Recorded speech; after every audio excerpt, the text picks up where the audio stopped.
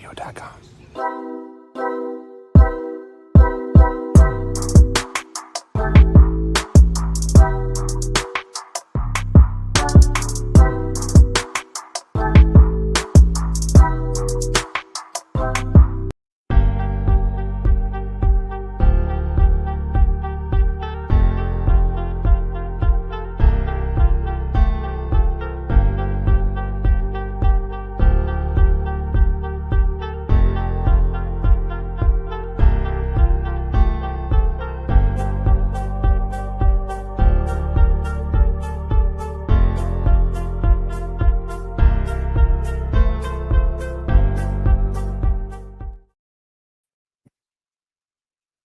What is up, Man Hour Nation? Welcome to the Man Hour Week 13 NFL Power Rankings Preview Show. As we gear up for another exciting week of football, we are counting down the top teams in the league. As we head into the final stretch of the season, teams are battling for playoff spots, positioning, pride, and while others are trying to shake some injuries and inconsistent play, we are covering today's top 10 power rankings for our boy Buck, who is MIA. Find out who dropped and who has joined Man Hour Bucks top 10 this week. After dominant Philadelphia Eagles win, are they still number one? Where do the surging Ravens, the resilient Steelers, or the high-flying Lions sit in Bucks power rankings? But that said, before we dive into Week 13 Buckless power rankings, we must welcome into the show the man, the myth, the expert, Mark D. What is up, Mark D? What up, Hoppy? Yes, Hoppy and the NFL expert are taking over Man Hour tonight. I hope everybody enjoys. We're the backwards hats guy. That's what I was saying off air. So that's what's going to be the theme of the show tonight. All right, we're back here. We wear our hats backwards and we talk a lot of shit. So we're going to talk a lot of shit probably about Bucks rankings. So let's go. Yeah, Bucks power rankings. I've got them here. They're definitely shit as usual. But with that said, let's kick things off with the team that comes in at number 10, coming off a loss last night on Monday Night Football. After a strong start to the season, the LA Chargers landed themselves at number 7 last week on Bucks power rankings. But let me tell you, it hasn't been smooth sailing for these Chargers. Sure, the offense potent, led by Justin Herbert. The defense has definitely been exposed recently, especially in their matchup against the Ravens and the Bengals these past 2 weeks. They've definitely really struggled to contain the run. Derrick Henry, he ran wild last night. The Chargers' ground game faltered after J.K. Dobbins went down with an injury. To make matters worse, the Chargers' offense couldn't get into sync after that. 5 offensive linemen flagged in one game. That's something you can't have. They've got some tough road games coming up against Atlanta, Kansas City. The big question is, can they bounce back from the inconsistency? They're still sitting in Bucks top 10. A lot of questions remain, but they still have that high-end potential. What do you think, Mark? Are the Chargers set to turn it around, or is their time in the top 10 running out? You know what? I don't think any team that loses should be in the top 10. Just saying. I think like this is a fluid list. It goes week to week. They lost to the Ravens. They battled the Ravens, but they still lost. And so they're still in the playoff picture.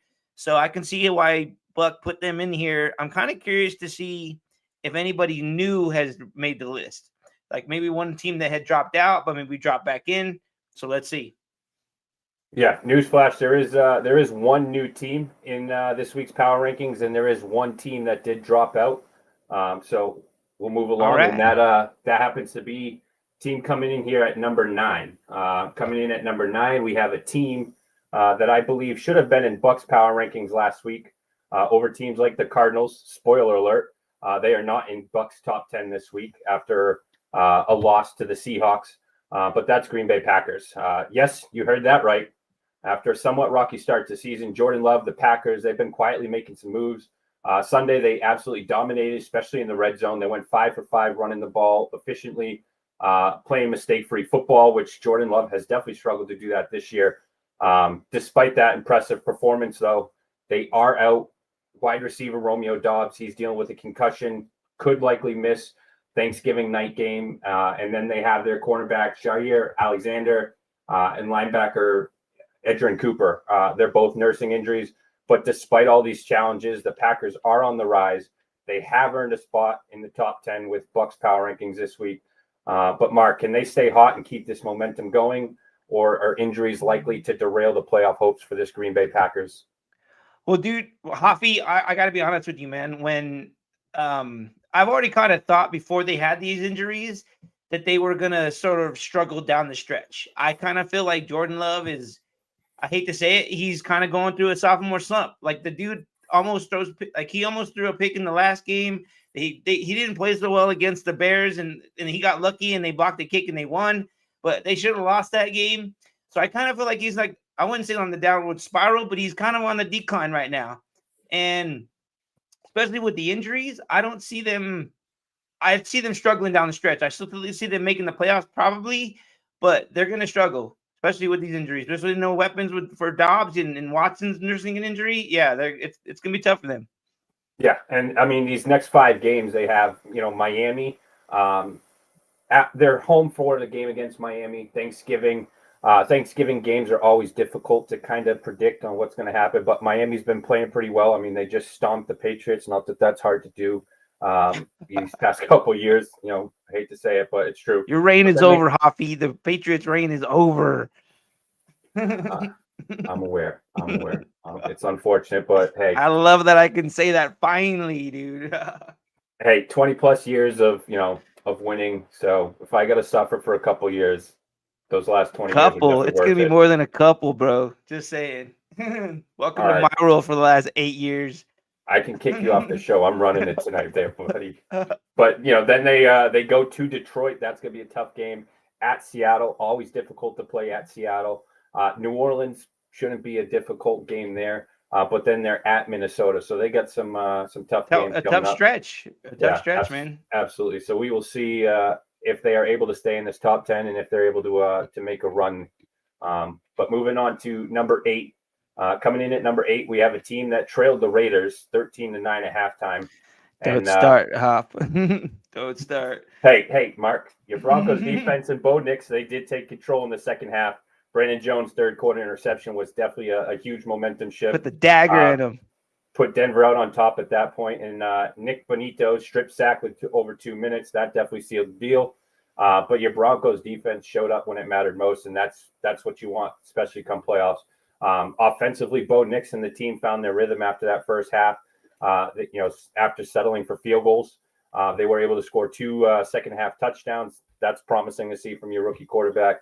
But what really stands out is the developing chemistry, I think, between Bo Nix and Cortland Sutton, and I'll let you talk on that. But since Sutton's 0-target game in Week 7, he's been on fire. 36 catches, 467 yards, 3 touchdowns in the last 5 games, and he's even thrown a pass touchdown to Nix. So, Mark, this duo has been critical to the Broncos' success, but the question is, are the Broncos legitimate contenders? With the way their offense and their defense are clicking, can they make a serious push for the playoffs, or is this just a hot streak? What's your take on their chances down the stretch, Mark? All right, so I'm going to take my orange glasses off right now, and I'm going to judge them unbiasedly as the best that I can, Hoff. All right? So, but you're right.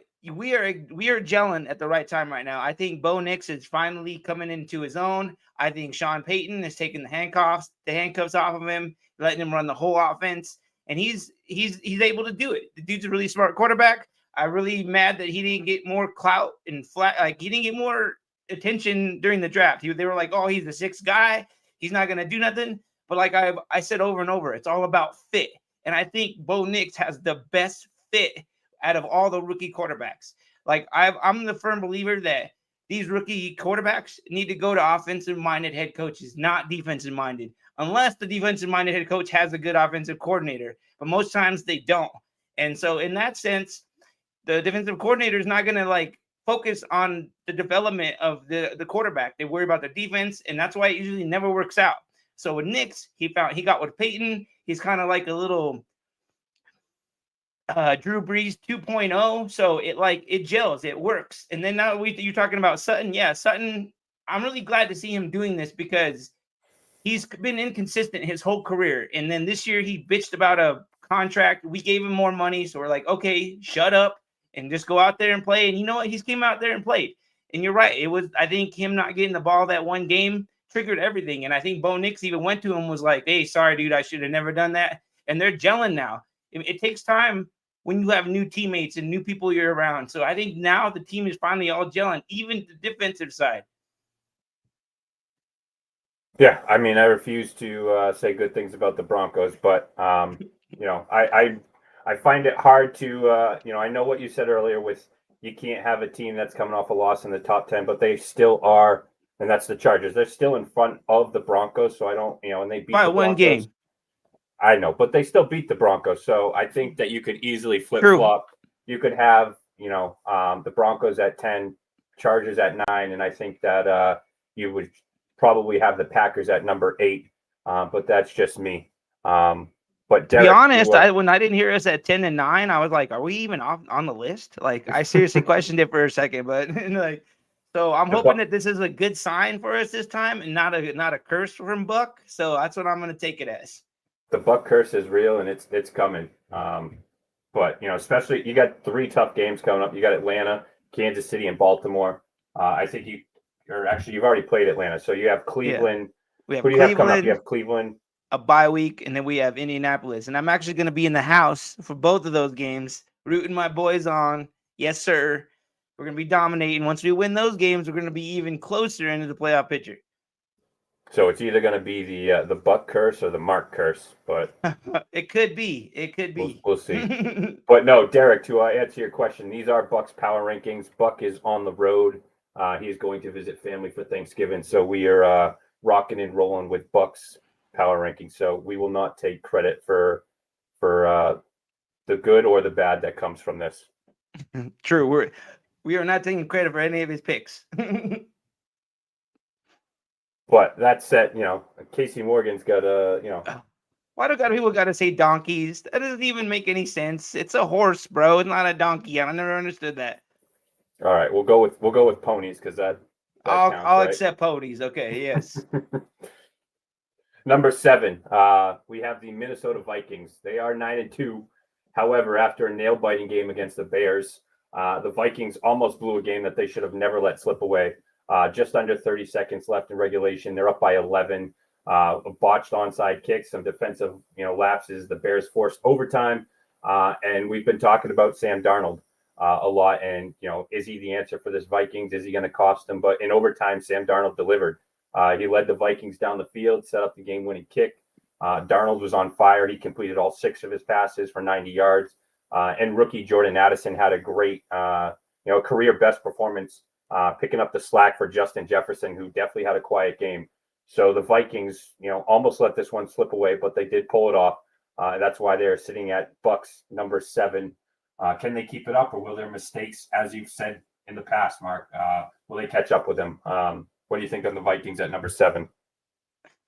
Dude, every week I say that the Vikings are fugazi, which I really truly think they are, but they keep winning. And Sam Darnold keeps proving me wrong. I'm being honest with you. Like, I really keep thinking I'm going to see the old Sam Darnold, and then he has a game like last week. And I'm like, damn, like, he's proving me wrong. I'm the expert. He's not supposed to be doing this. Okay. So I got to give credit where credit is due. You know, they're playing well. But like I said, the only way they're going to be successful is if they keep that run game going. I think the balance of Aaron Jones and Sam Darnold is what's working. Like, you don't want Darnold to be throwing 40 times a game, but he's the type of quarterback, he can lead you like he did to win the game. You want to limit his throws. You don't want to put him in those situations all the time. And I feel like he'll succeed and they'll succeed. So they keep that up. They can go somewhere. Yeah, and Casey Morgan thinks that teams are starting to figure out the Vikings. Mark? You know, I thought so, but every week they prove me wrong. So I'm hoping that they don't prove me wrong next week.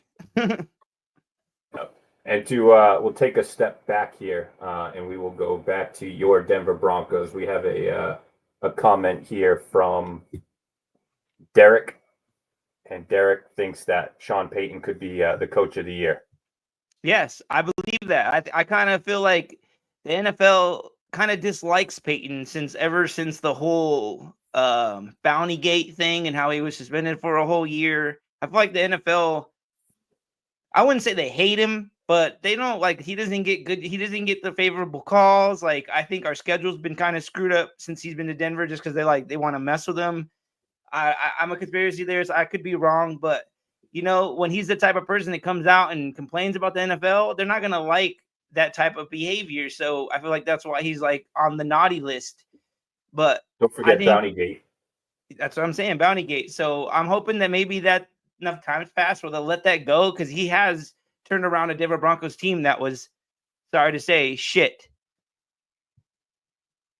And that's got to be tough for someone like you to say, because I know you're a diehard loyal Ponies fan. So, Well, let me put it this way, dude. The Broncos had more Super Bowl appearances than losing records, and we lost that during this whole 8-year span of being crappy, and that makes me mad in some way, because that just showed you how successful of a franchise we were.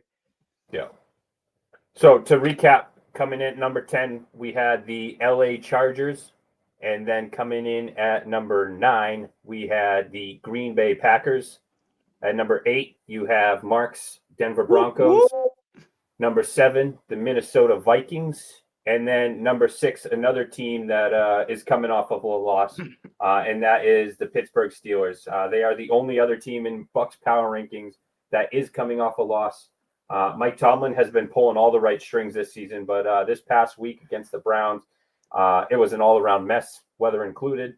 But that said, the Steelers' offense has been inconsistent since their Week 9 bye. Russell Wilson, who has actually been, believe it or not, clutch on third down, couldn't save them this time. A fumble, 4 sacks, a failed field goal attempt by Mr. Automatic. It all added up to a brutal loss, divisional loss to the Cleveland Browns. And let's not forget Mike Tomlin. I thought decision-making at the end of both halves really cost them some precious time, ultimately hurting their chances. But despite all the chaos, they are still hanging in there at number 6. They are leading their division.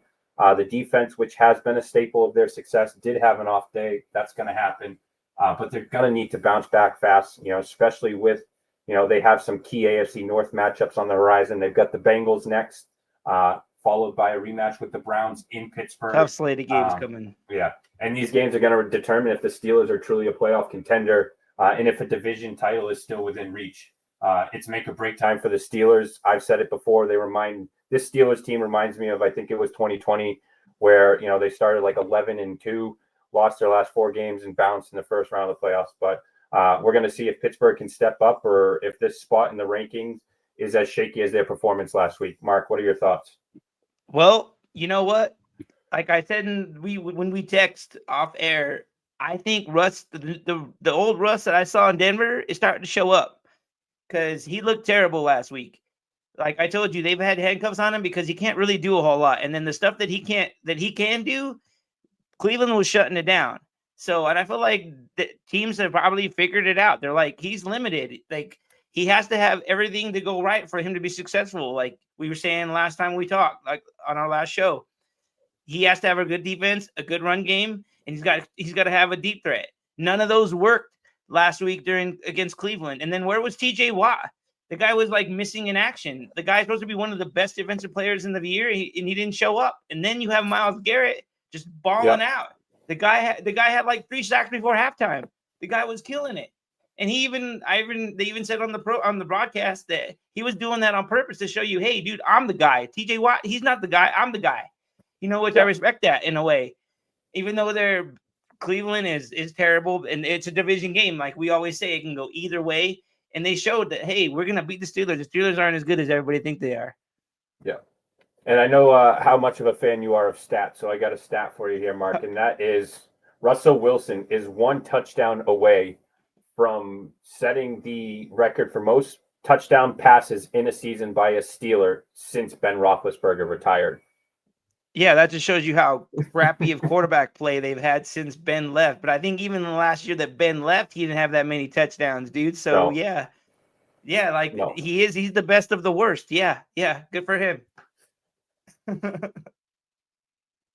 I just want Cincinnati to lose so Chase can eat his words for the team to beat.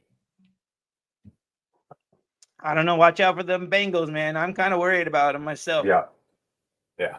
Coming in at number 5, we got a team that Buck said during his Number Saturday night. 5. He dropped him down to 5. During his preview Saturday night, he said the team likes to All play with their right. food, and This is a that little the less Kansas homer City of Buck. Chiefs. I love it. Yeah, unlike Buck. While they may have gotten the win against the Panthers, this one didn't really feel like much of a victory at all. Patrick Mahomes, flawless, clutch when it mattered most, led a game-winning drive, scoring on their first 5 possessions. But let's talk about the defense for a second. And, it's been anything but solid. The Chiefs let rookie quarterback Bryce Young absolutely carve them up. Carolina managed to score 6 times on them, including a massive 70-yard drive that ate up most of the third quarter. They even blew a 14-point lead in the process. I was starting to think that, you had Shanahan on the sideline there from the 49ers. But, Mark, I've got to ask, what's going on with this defense? It's almost unrecognizable at this point. It's not the kind of performance that we're used to from a Kansas City Chiefs team, especially on that side of the ball. They've allowed opponents to drive for a game-tying or go-ahead score 3 times in the last 4 games. I don't think this is sustainable if they want a three-peat. What are your thoughts? I've been saying this in the beginning of the year, dude. I don't think Kansas City is going to the Super Bowl. They are not three-peating. They do not have the team. And you're right. Their defense is less than. Their defense was really solid last year, and this year it hasn't been there. And like I've said, L'Jarius Sneed, I know they're probably going to admit it, but that was a huge key piece for them. That guy followed all the best receivers, and he's not there. He's overwrought in Tennessee now. But he gelled in Kansas City, and I think he was a big part of their defense. And now you see it. But I will say, despite all this defensive struggles, I think Mahomes is finally turning into the Mahomes that we haven't seen all season. I don't know what his stats were, but I remember them being really good. And I was like, oh, it sounds like it's the old Mahomes. So that's a dangerous team when he's playing like that. And he's like a Brady. You can't ever count him out. So granted, they are number 5, but they're a team you always got to watch out for.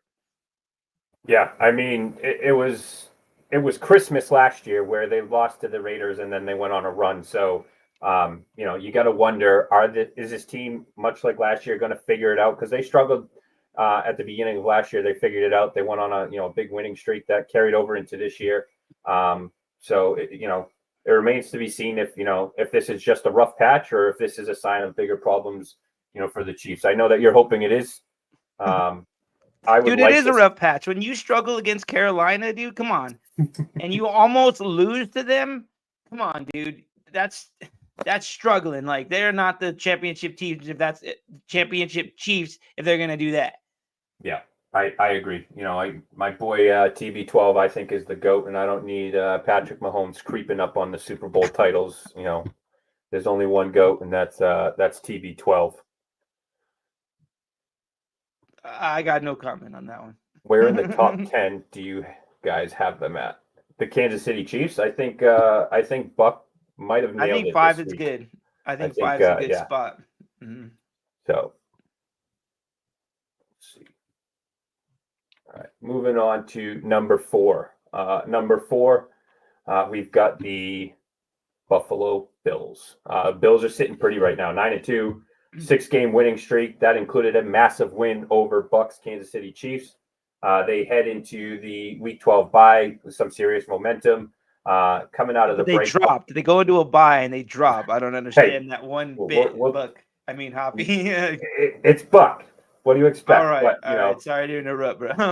Coming off the bye, though, they do host my struggling 5-6 San Francisco 49ers, but that's not all. The schedule looks pretty favorable.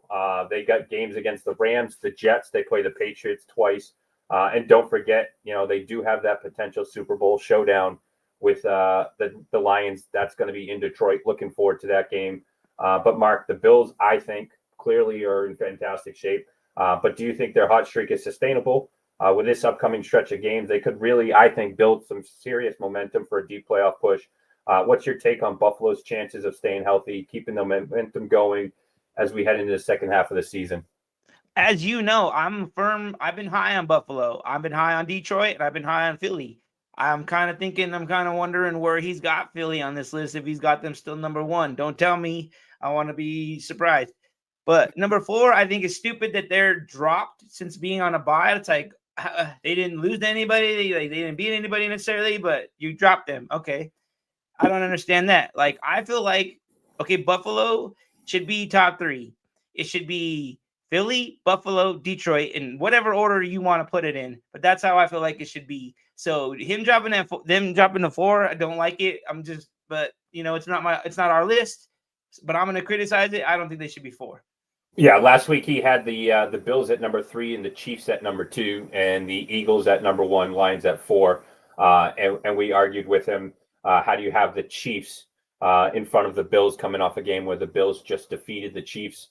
But yeah, I think, like you said, I think it should have been Lions, Bills, and Eagles. But now in talking week 13, I think the Eagles, the Lions, and the Bills, you could have any of those 3 teams. I think because the Bills are off of a bye, you have the Eagles and the Lions. They both played really well. I could see the Bills at 3, and then who do you have at the 1 and 2 spot? Which we will find out coming up here. But yeah, But I don't Josh know how Allen, you. dude, MVP, dude, you got to give it to him. Like I said, he hasn't put on the Superman cape this whole year. He doesn't have to do that this year. Like, they have a run game, they have a really good defense. This is what they needed to happen years ago. And they finally realized that. They're like, look, the only way we're going to be able to beat the Chiefs or even go where we want to go is Josh Allen can't do everything. And they relied on him way too much. So I'm really glad to see that they're finally not doing that. And look at him. He's like not throwing as many picks. He's balling out. So I'm glad to see it. Yeah, I agree. But with that said, being that he's got the Bills at number 4, that means there's a new team that has slid up into that number 3 spot. Any guesses? Just tell me. Just tell me. Coming in at number 3, Baltimore. we have the Okay. Baltimore Ravens. Now, the Chargers definitely did jump out to a 10-0 lead Monday night, but that's about all she wrote for LA. The Ravens quickly flipped the script, even without Roquan Smith on the field due to his hamstring injury. The Chargers, like I said, they did jump out on the Ravens in that first quarter, but Baltimore responded with a relentless ground game. They finally, leaned on Derrick Henry. He shredded the Chargers for 140 yards. Lamar Jackson also got into the action, had some Lamar Jackson highlight plays. Justice Hill, even added the 51-yard touchdown to ice the game. And despite their usual penalties, the Ravens dominated in this AFC showdown. And I don't even think it was, really, it wasn't even close in the end. But, the Ravens came back strong after that slow start. The defense adjusted. The run game took over. Lamar Jackson's looking like an MVP candidate again. Do you think this team has what it takes to go all the way? Are the penalties or the defensive lapses catching up with them come playoff time going to be a problem? What are your thoughts on Baltimore and a potential Super Bowl run? Because, Buck has been one that's usually pretty critical on Lamar Jackson. Until you win the big game, he's going to shit on him. So can they do that this year? I got my doubts, man. Like I said, I picked Buffalo and Detroit for the Super Bowl just because I don't think Lamar has it in him. I think maybe at some point he might, win a Super Bowl, but I don't know. I think maybe Derrick Henry, it could be the key piece that he needs. So, but let's see if they have the right game plan when it comes to the playoffs, because they're going to play everybody. Everybody that you play in the playoffs is a tough matchup.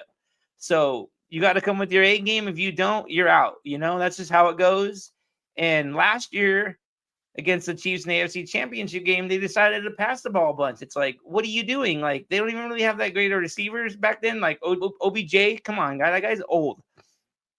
And Zay Flowers was hurt, so it's like they really didn't have any wide receivers to be throwing to be letting alone let that be the game plan.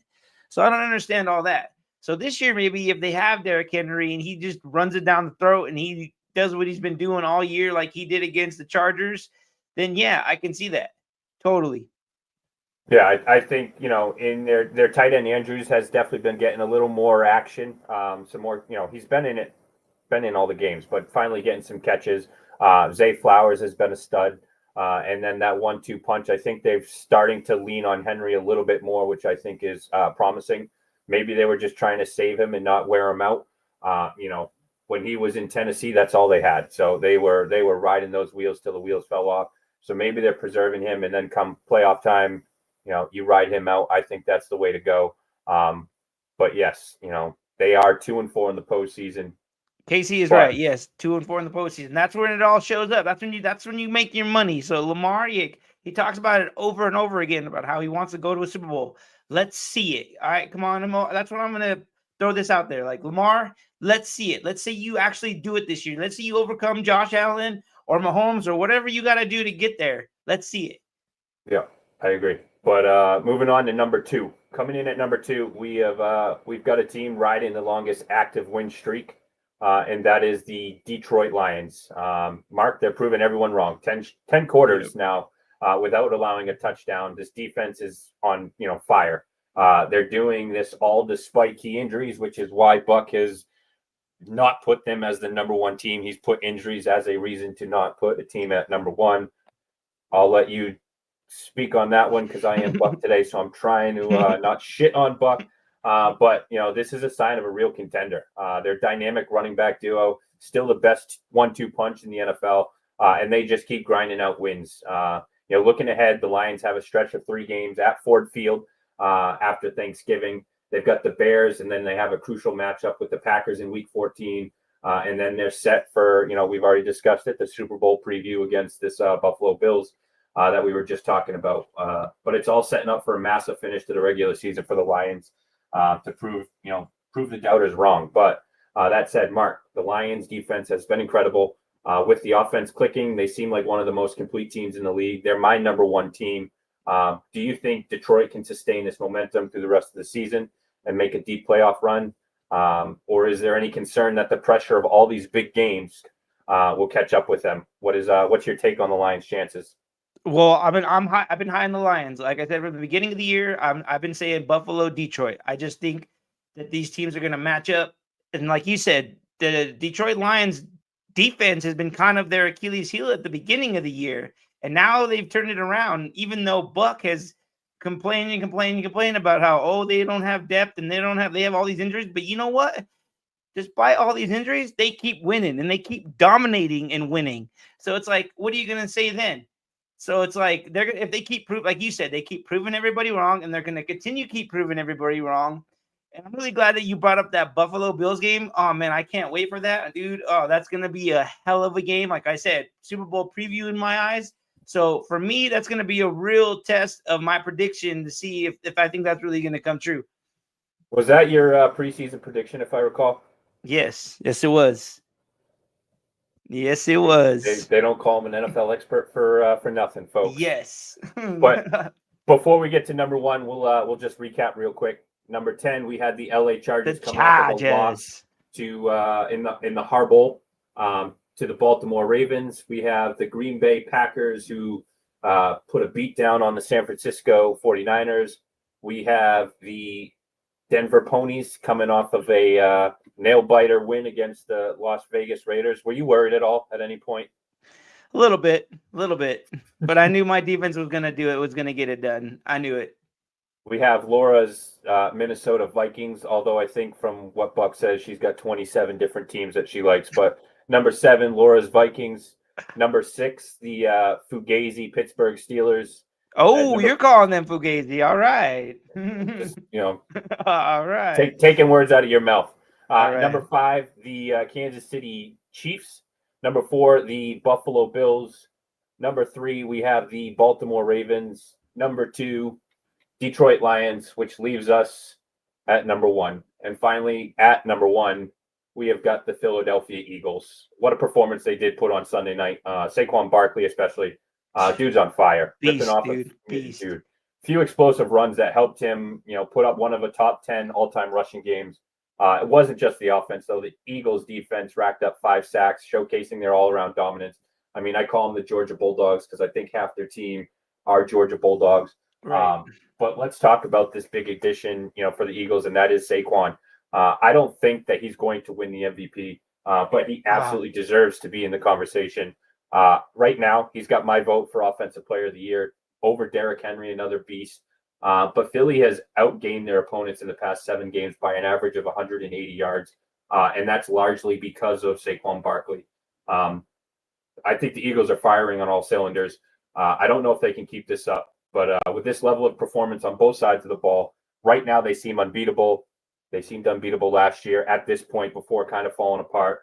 But if there is any team that could potentially challenge them in the playoffs, it could be the Lions, I think. But right now, in Buck's eyes, the Eagles are the team to beat. Do you think they're the team to beat, Mark, or is there a crack in their armor that we might be missing? I wish I could say there was a crack in the armor, and you should change the logo, by the way. I don't think there's a crack in their armor. I think they are a stacked team, and I think Saquon is just the best, like the perfect piece to the already stacked roster that they already have. Like the guy doesn't need to be perfect like he was in New York. So, and I'm going to keep saying it over and over. New York is stupid for letting that guy go. You know, I'm sorry to say they should have never let him go.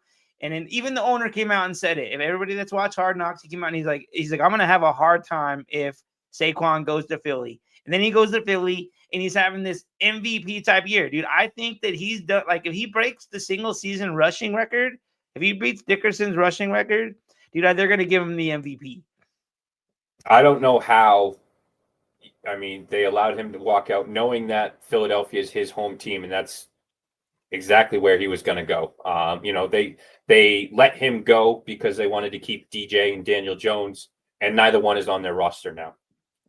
So, you know, I think this New York Giants team is both New York teams really are the laughing stock of the league. So I think both teams need to blow it up.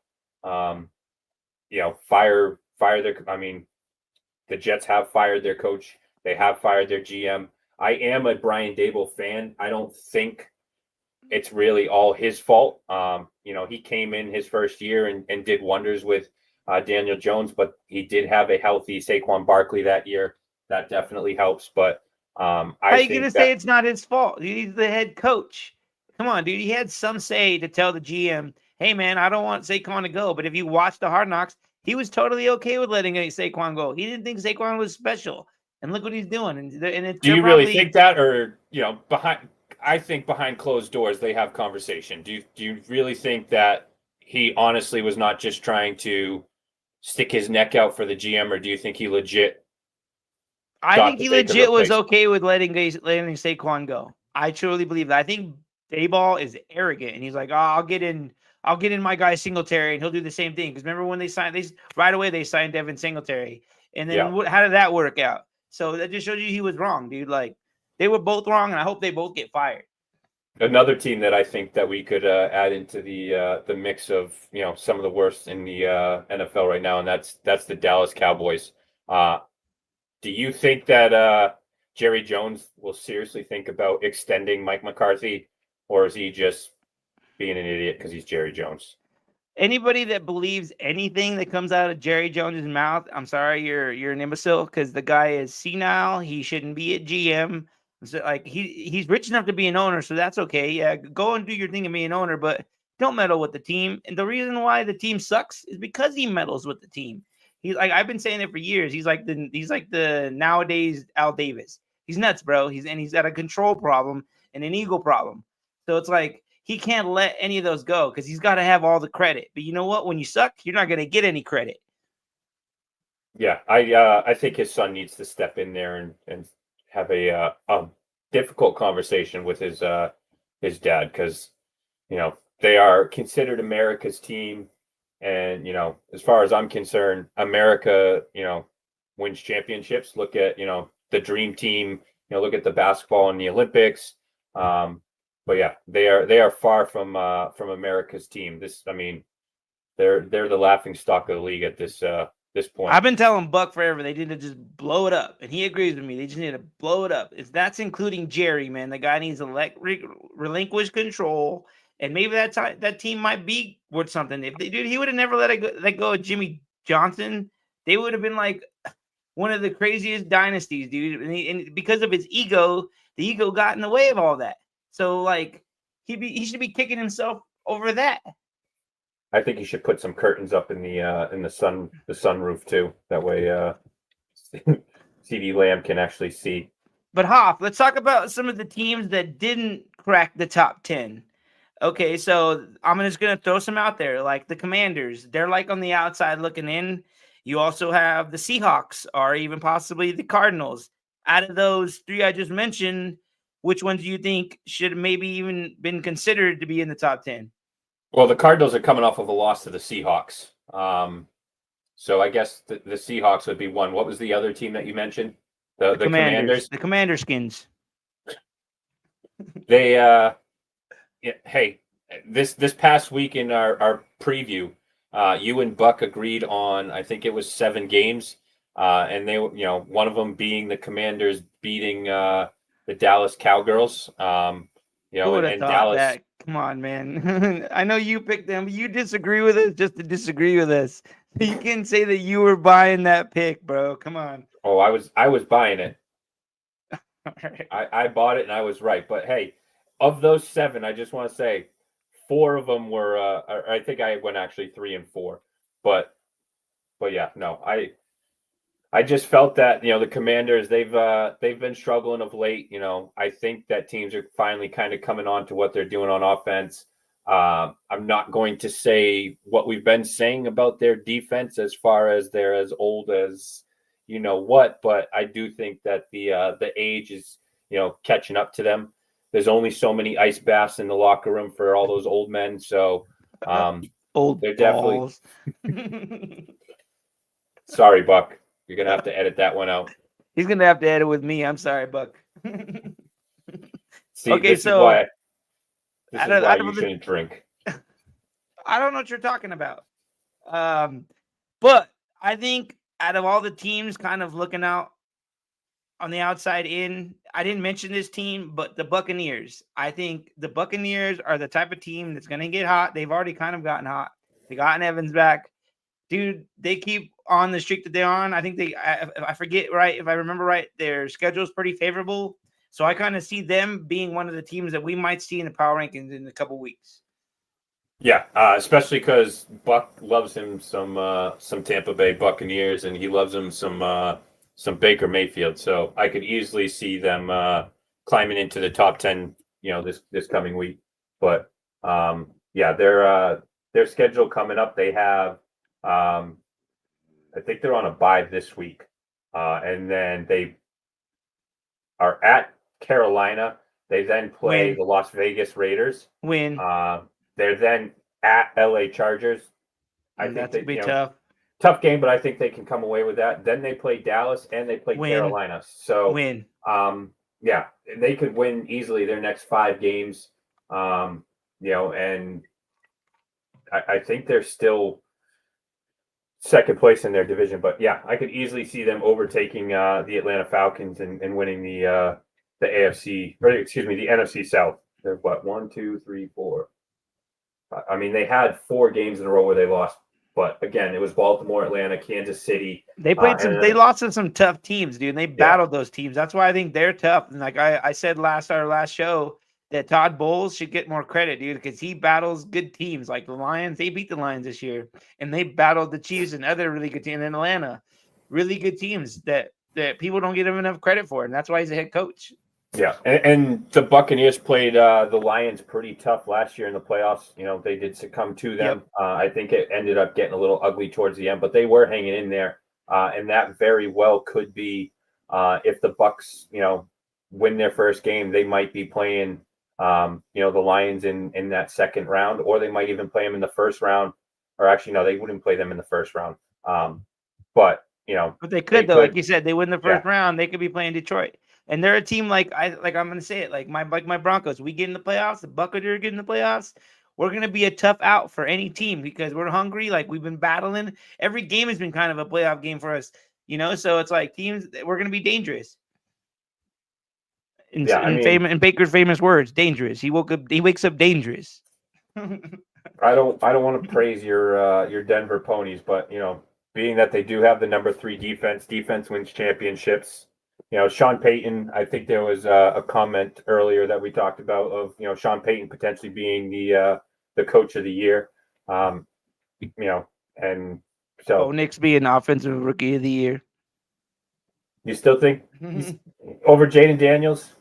Dude, their numbers are I so mean, close, and I'm telling you, if Jaden Daniels keeps faltering, and we keep winning, yeah, it's his to lose. It's Bo's to lose. Just saying. Jerry has had some great drafts. Yes, he Yeah, has. but I'll give him credit for that. I wouldn't say great drafts, but I think he's had really good first round picks. yeah, but there's 53 men on a roster, so you can have CeeDee He also Lamb, you wanted can to have draft Johnny Manziel, so just saying. that note. Let's moving on. But to recap one last time before we allow Mark, the NFL expert, to send us out, we have number 10, LA Chargers. Number 9, we have the Green Bay Packers. Number 8, Denver Broncos. 7, Minnesota Vikings. Coming in at number 6, the Pittsburgh Steelers, who I think are quickly going to drop. Me too. Continue to drop. They've got some tough division games coming up, so that's really going to tell us a lot about who they are and their toughness. Number 5, the Kansas City Chiefs. Like number I said, 4, Mahomes is coming to his own, though. Watch out. This is not his year. There's got to be I know, a dude, Joe. but it's still There's got to be a Mahomes, Joe bro. Burrow coming this year, and God, I hope so. Trust me, I hope so. taking him off that throne. Number 3, you have the Baltimore Ravens. Number 2, the Detroit Lions, and staying atop the power rankings this week, the Philadelphia Eagles. Mark, final thoughts on Bucks power rankings?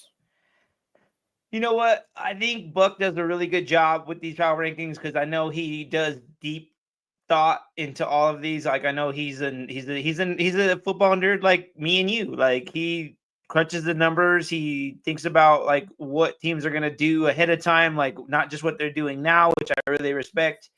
And so I respect his list, even though I disagree with some of it and I agree with some of it. Like I respect his list, and I think that Philly is number 1. I think honestly, I think it's kind of bold of Buck to pick them because other lists aren't going to put them number 1.